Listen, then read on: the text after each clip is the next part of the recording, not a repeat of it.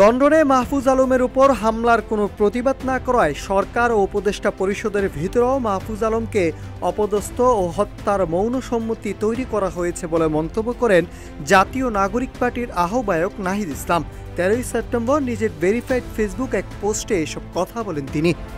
ওয়ালটন এখন দেশের সীমানা পেরিয়ে পৌঁছে গিয়েছে 50টিরও বেশি দেশে। ওয়ালটন, ঘরে ঘরে বিশ্বজুড়ে। ফেসবুক পোস্টে নাহিদ ইসলাম বলেন, লন্ডনে মাহফুজ আলমের উপর হামলার চেষ্টা হয়েছে। এর আগে আমেরিকাও তাকে অপদস্থ করা হয়। আওয়ামী ফ্যাসিস্টরা বারবার তাকে টার্গেট করছে। পরবর্তী ধাপে আমরা প্রত্যেকেই টার্গেট হব। আমরা জানি আমাদের জন্য কি অপেক্ষা করে আছে।